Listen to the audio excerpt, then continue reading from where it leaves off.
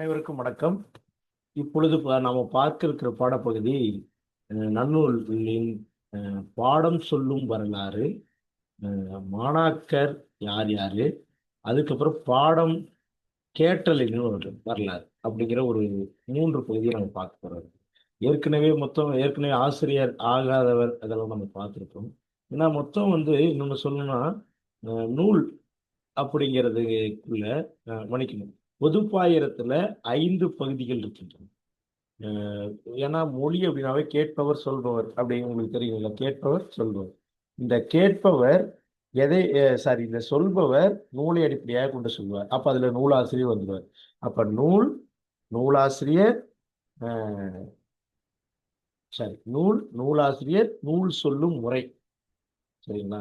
அதுக்கப்புறம் கேட்பவர், அது கேட்டல் முறை. இந்த 5 தான் பொதுப்பாயிரம். நாம ஃபர்ஸ்ட் சொல்லுதல் கேட்டல்ங்கிறது ஞாபகம் வச்சுக்கோங்க. இது தமிழ் மரபு. சொல்லுதலும் கேட்டலுங்கிறது தமிழ் மரபு, கூற்று மரபு. இப்போ இந்த சொல்லுதலுக்கு என்ன வேணும்? நூல் வேணும், நூலாசிரியர் வேணும், நூல் சொல்லக்கூடிய முறை. சரியா? 3 வந்துருச்சா? இந்த பக்கம் கேட்டல் முறை. இந்த 5 தான். இந்த 5ல நம்ம நூலாசிரியர் பத்தி நான் ஏற்கனவே பார்த்துட்டேன். ஆசிரியர் ஆகுபவர், ஆசிரியர் ஆகாதவர் அப்படிங்கிற 2 வீடியோவை நம்ம போட்டிருக்கோம். அதன் தொடர்ச்சி இப்போ பாடம் சொல்லுதல் வரலாறு, அதுக்கப்புறம் மாணவர் வரலாறு, அதாவது கேட்டல் வரலாறு, கேட்டல் முறை வரலாறு அப்படிங்கிற 3 பகுதியை பார்க்க போறோம். ஃபர்ஸ்ட்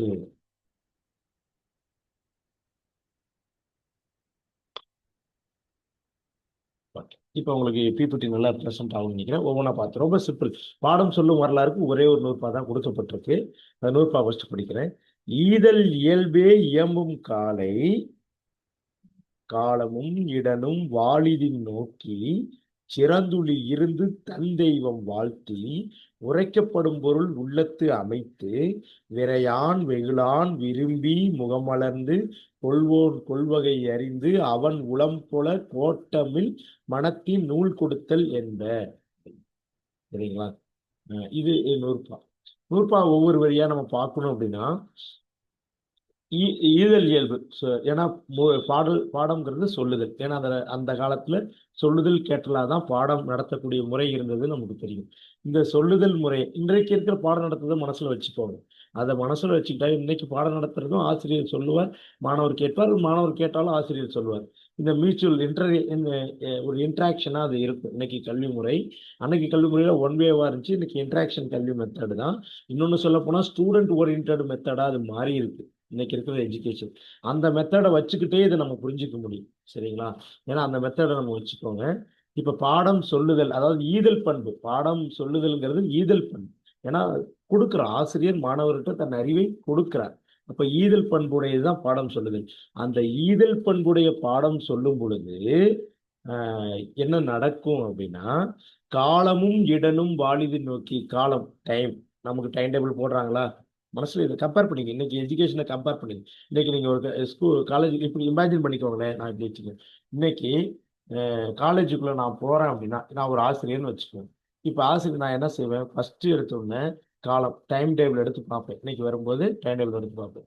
இந்த காலம், இந்த டைம்ல கிளாஸ் ஸ்டார்ட் ஆகுது, இன்னைக்கு இந்த பாடம், எங்க கிளாஸ், எந்த கிளாஸ் ரூம் என்ன அப்படிங்கிறது நான் இமேஜின் பண்ணிக்குவேன். பிஏ தமிழ் வேற, பிஎஸ்சி கெமிஸ்ட்ரி வேற, ஒவ்வொரு இடத்துலயும் ஒவ்வொரு பாடங்கள் இருக்கும்.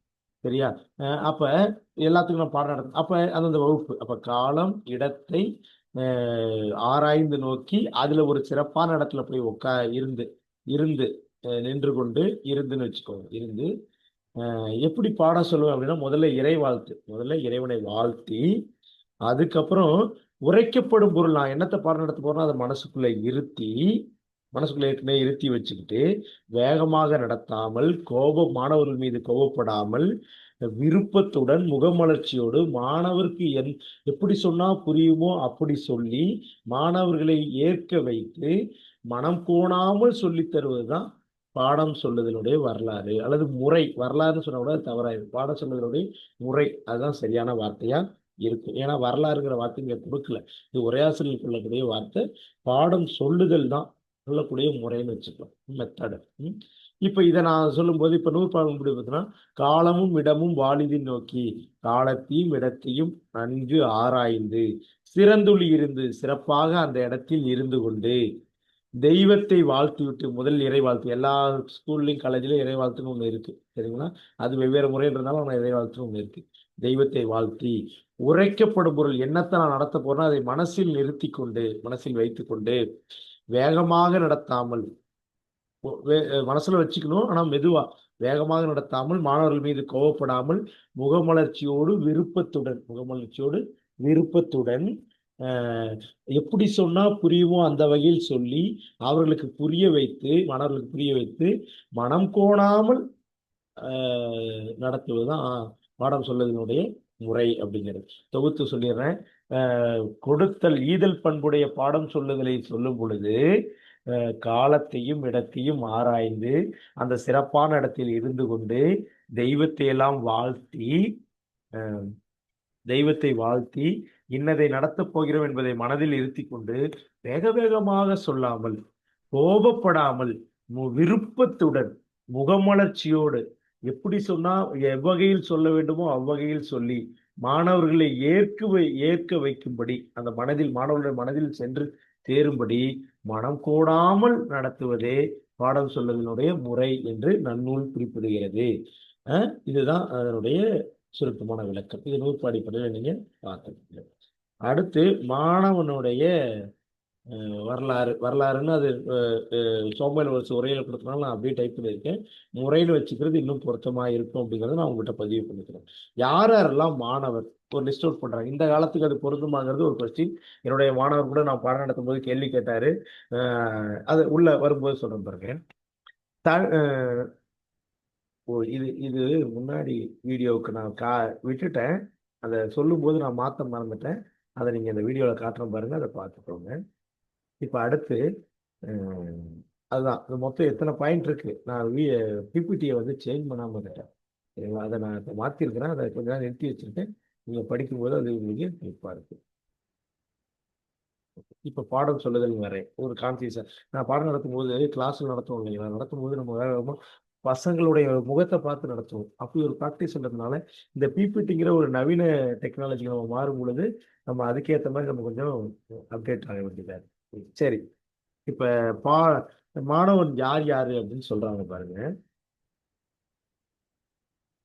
தனது மகன் இதுல நூற்பா படிக்கிறேன். தன் மகன் ஆசான் மகனே மண்மகன் பொருள் அணி கொடுப்போன் வழிபடுவோனை உரைகோளாளருக்கு உரைப்பது நூலேங்கிறாங்க. தன் மகன் யார் பாடம் நடத்துறாங்களோ அவருடைய மகன். ஆசான் மகன் அவருடைய ஆசிரியருடைய மகன். மண்மகன் மன்னருடைய மகன். பொருள் அணி கொடுப்போன் பொருள் மிகுதியாக கொடுப்பவன். வழிபடுவோன் ஆசிரியரை பின்பற்றுபவன் வழிபடுவோன் மதிப்பவன் அவன். அடுத்து உரையை கற்றுக்கொள்ளும் ஆற்றலுடையவன். உரைகோளாளர்னா சொல்வதை நன்கு உள்வாங்கி கற்றுக்கொள்பவர் அப்படின்னு சொல்றாங்க. இந்த 7 பண்பு நினைக்கிறேன். 1 2 3 4 5 6 பண்பு. தன் மகன், தன்னுடைய ஆசிரியனுடைய மகன், அரசனுடைய மகன், நிறைய பொருள் கொடுப்பவன், வழிபடுவன், ஆசிரியரை மதிக்க தெரிந்தவன், நன்கு உரையை கற்றுக்கொள்ளக்கூடிய ஆற்றல் உடையவன். இந்த 6 பண்புகள் உடையவனே மாணவனாக இருக்க தகுதி படைத்தவன் என்று நன்னூலாசிரியர் குறிப்பிடுகிறார். இதுல என்னுடைய மாணவர் என்ன கேள்வி கேட்டார் அப்படின்னா, வகுப்புல ஆசிரியரை சொல்லும் பொழுது பொருள் வாங்காம கற்பிக்கக்கூடிய ஆசிரியர் தான் நல்ல ஆசிரியர் அப்படின்னு சொல்றீங்க சார். இங்க வந்து பொருள் கொடுப்பவன் தான் மாணவனா இருக்க முடியும் ஒரு வார்த்தை வருது சார் அப்படின்னு சொல்லி கேட்டாரு. இப்ப நான் அவருக்கு வந்து சொன்னேன், நான் மாணவனுடைய வரலாறு அந்த காலத்தில் எழுதப்பட்டது. மாணவர் இவர் தான் மாணவராக இருக்க வேண்டும் அப்படிங்கிற ஒரு வர்ணாசிரமம்லாம் இருந்த ஒரு காலகட்டம். சாதாரண மக்கள் உன்னுடைய தாத்தாவோ என்னுடைய தாத்தாவோ படிப்பதற்கு அனுமதிக்கப்படாத ஒரு காலகட்டம். அதுக்கேற்பதான் அந்த நூலில் சொல்லப்பட்டிருக்குன்னு வரலாறுலாம் எடுத்து விளக்குனேன். ஆனாலுமே கூட அந்த மாணவர் நுட்பமாக அதை ரெண்டையும் கனெக்ட் பண்ணி கேள்வி கேட்கிறாருல, அதுதான் முக்கியம். மாணவருடைய சுயத்திறன், மாணவர்களை நம்ம வந்து குறைத்து மதிப்பிடுவது பொதுவாக இருக்கக்கூடிய ஒரு மனோபாவம். ஆனால் அந்த மாணவரை குறைத்து மதிப்பிடுவதற்கு இல்லை. மாணவர்கள் இயல்பிலேயே ஒன்றோடு ஒன்று இணைத்து புரிந்து கொள்ளக்கூடிய ஆற்றல் மிக்கவர். இப்போ அவர்களுக்கு அந்த நுண்திறனை இன்னும் வளர்த்தெடுக்கக்கூடிய வேலையை தான் நம்மளாம் செய்யணும். அப்படி பார்க்கும்போது அந்த கேள்வி நல்ல கேள்விங்கிற இதை கூட நான் அந்த இடத்துல சுட்டிக்காட்ட விரும்புகிறேன் என்னுடைய மாணவர் வழியாக. அது ஏன்னா அங்க வந்து மாணவருக்கு வந்து பொருள் இல்லாமல் கூட ஆசிரியர் கற்பிக்கிறது ஆசிரியரை பெருமைப்படுத்துறதுக்காக சொல்லப்பட்டது. மாணவன்னு சொல்லும்போது மாணவன்னா பொருள் கொடுத்து தான் படிக்கணும், அப்பதான் அவனுக்கு படிப்பு வரும், நம்பப்பட்ட ஒரு காலம் அது. அதனால அப்படிதான் அதை வச்சு விதிமுறை வகுத்திருக்கிறார்கள் அப்படிங்கிறது கவனித்துக் கொள்ள வேண்டும். இப்போ நம்ம அந்த மாணவர்லயே யார் யாரெல்லாம் நல்ல மாணவர்கள்னு மாணவரை கேட்டகரி பண்றாங்க, வகைப்படுத்துறாங்க. தலைமாணாக்கர், இடைமாணாக்கர், கடைமாணாக்கர்னு வகைப்படுத்துறாங்க. அதை குறித்து பார்ப்போம். அன்னம் ஆவே மண்ணொடு கிளியே இல்லிக்குடம் ஆடு எருமை நெய்யரி அன்னர் தலை இடை கடைமாணாக்கர். தலைமாணாக்கர், இடைமாணாக்கர், கடைமாணாக்கர் மூணா வகைப்படுத்துறாங்க. தலைமாணாக்கருக்கு ஊமை பொருளாக அன்னமும் பசுவும் சொல்லப்படுகின்றது. அன்னம் என்றால் அன்னப்பறவையை குறிக்கிறது. அன்னப்பறவை பாலையும் தண்ணியும் கலந்து வச்சா தண்ணி பாலை மட்டும் குடிச்சிடுங்கிற ஒரு விஷயம் இருக்கு இல்லைங்களா, அந்த விஷயத்தோடு சொல்லப்படுகிறது. இப்போ பாலை மட்டும் கலந்து எடுத்து குடிக்கிறதுனா அப்போ ஆசிரியர் நல்ல பண்புகளை மட்டும் எடுத்துக்கொள்பவர், தவறான விஷயங்களை விலக்கி விடுபவர் தலைமாணாக்கர்.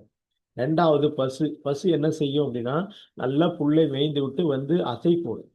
அப்ப அது போல என்ன செய்யணும், நன்கு ஆசிரியர் சொல்வதையெல்லாம் உள்வாங்கிட்டு தனியாக உட்கார்ந்து அதை சிந்தித்து பார்ப்பவர் தான் தலைமாணாக்கர், உயர்ந்த முதுநிலை மாணாக்கர் அப்படின்னு சொல்லப்படுது. இடைமாணாக்கர்னா இரண்டாம் வகை. எதுனா மண் கிளி. இந்த மண்ணும் கிளி என்ன செய்யணும், மண்ணை நீ எந்த வகையில் பேசுகிறாயோ அதற்கேற்ப அது உருவம் கொடுக்கும் அல்லது விளைச்சல் கொடுக்கும். கிளி. கிளி என்ன செய்யணும், சொன்னதை சொல்லும். அப்ப ஆசிரியர் என்ன சொல்லி கொடுக்கிறாரோ அதற்கு ஏற்ப உருவாகுபவர் மாணவரா இருப்பாரு. ஆனா முன்னாடி பார்த்த தலைமாணாக்கர் அப்படி கிடையாது, அவர் சொந்த சிந்தனையில வளரக்கூடியவராகவும் இருப்பார். ஆசிரியர் வழியில வந்தாலும் அவர் சுயமாக சிந்தித்து ஷார்ப்பா அடுத்த கட்டத்துக்கு போகக்கூடியவராக இருப்பாரு. இறைமாணாக்கர் ஆசிரியர் என்ன சொல்லித்தராரோ அதற்கேற்ப கற்றுக்கொள்ளக்கூடியவராகவும் சொன்னதை சொல்பவராகவும் இருப்பார் அப்படின்னு சொல்றாங்க. ஆசிரியர் எவ்வளவு கஷ்டப்படுறாரோ அதுக்கு, ஏன்னா மண் எவ்வளவு கஷ்டப்பட்டு தயாரிக்கோ அதுக்கேற்ற அந்த பொருள் வரும். அதுபோல ஆசிரியருடைய கடுமையான உழைப்புக்கு ஏற்ப உருவாகுபவரா இருப்பாரு. கிளி அப்படிங்கிறது சொன்னதை சொல்லும், ஆசிரியர் என்ன சொன்னாலும் அதையே திருப்பி சொல்லக்கூடிய அந்த மாணவர் இருப்பார். இதுதான் அது. ஆனால் தலைமாணாக்கர் அப்படி கிடையாது. ஆசிரியர் சொல்லி கொடுத்ததுக்கு மேலாக செல்பவர், முன்னாடி செல்பவர் அப்படின்னு அர்த்தம். கடைமாணாக்கர் அப்படின்னா இல்லிக்குடம். இல்லிக்குடம்னா ஓட்டைக்குடம், நீ தண்ணியை ஊற்ற ஊற்ற அது போயிடும். கடைமாணாக்கர் அவர் ஆசிரியர் என்னத்தை வருத்தி சொல்லி கொடுத்தாலும் அவர்கிட்ட என் மண்டையில எதுவும் நிற்காது. அதுதான் கடைமாணாக்கர். ஆடு. ஆடு என்ன பண்ணும், எல்லா செடியிலும் தலை இருந்தாலும் அது என்ன செய்யும், டக்குன்னு பாஞ்சுக்கிட்டே ஓடிக்கிட்டே இருக்கும், எதையும் முழுமையா மேயாது. அதுபோல கடைமாணாக்கர் என்ன பண்ணாரு, ஆசிரியர் என்ன சொல்லி கொடுத்தாலும், இதுல புத்தகத்துல என்ன போட்டிருக்கேன்னு ஒண்ணு எழுதி,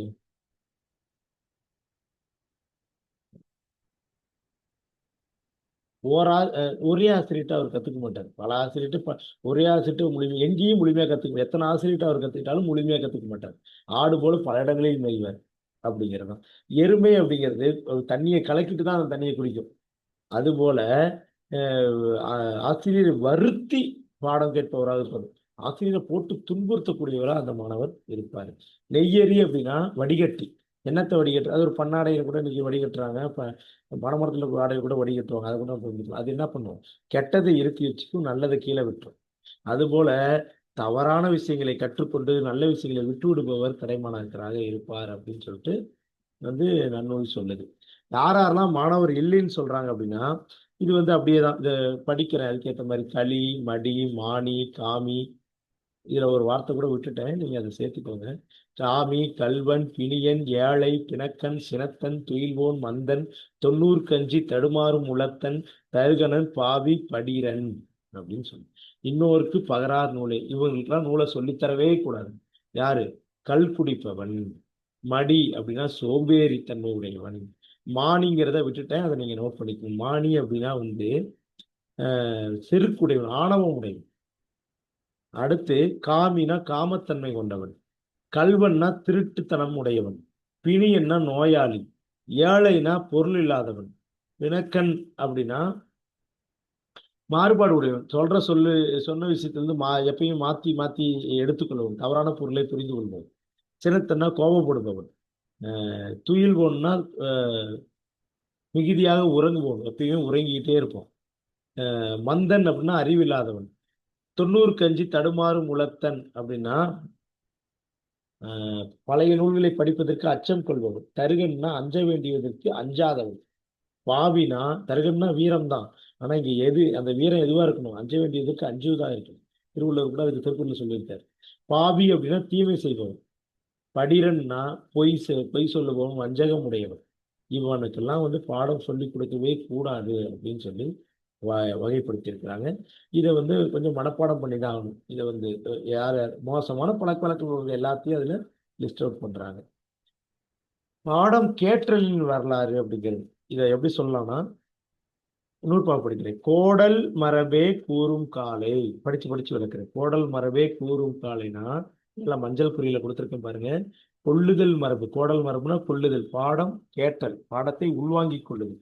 கொள்ளுதல் மரபான பாடம் கேட்டலை சொல்லும் பொழுது இதெல்லாம் வரும்னா, இப்ப நீங்க முன்னாடி நான் வந்து ஆசிரியர் காலம் இடத்தை பார்த்து மனசுக்குள்ள பாடத்தை இருத்தி சொல்ல வேண்டிய முறையில் சொல்லின்னு பார்த்தேன் இல்லைங்களா, அது ஆசிரியருக்கு.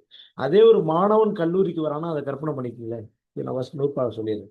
கோடல் மரபே கூறும் காலை பொழுதோடு சென்று வழிபடல் முனியான் குணத்தோடு பழகி அவன் குறிப்பிற் சார்ந்து இருவன இருந்து சொல்லெனச் சொல்லி பருகுவன் அன்ன ஆர்வத்தனாகி சித்திரப்பாவையின் அத்தகவு அடங்கி செவி வாயாக நெஞ்சி கலனாக கேட்டவை கேட்டவை விடாது உளத்து அமைத்து போவென போதல் என்னார் புலவர் அப்படிங்கிறார். ஒண்ணும் கிடையாது. கோடல் மரபு கொள்ளுதல் மரபாகிய பாடம் சொல்லுதலை பற்றி சொல்ல வேண்டும் என்றால் பொழுதோடு சென்று நேரத்திற்கு சென்று வழிபடல் முனியான் ஆசிரியரை வெறுப்பின்றி வழிபாடு செய்து குணத்தோடு பழகி ஆசிரியருடைய குணமறிந்து பழகி அவன் குறிப்பிற் சார்ந்து ஆசிரியருடைய குறிப்பு, ஆசிரியர் என்ன சொல்ல வருகிறார் என்பதை அவருடைய முக அடிப்படையில் உணர்ந்து கொண்டு குறிப்பை எதிர்பார்த்து காத்து அவருடைய குறிப்பை உணர்ந்து அவர் குறிப்பை உணர்ந்து கொண்டு எதிர்பார்த்துள்ளது இங்க கூட நான் சரியா போடல. ஆசிரியருடைய குறிப்பால் அவருடைய முக பாவனையிலே உணர்ந்து கொள்ளுது. அதான் சொல்றாங்க. உணர்ந்து கொண்டு ஆசிரியர் இரு என்றால் இருந்து கொண்டு, ஆசிரியர் உட்கார்னு சொன்னா உட்காரணும், ஆசிரியர் படின்னு சொன்னா படிக்கணும்.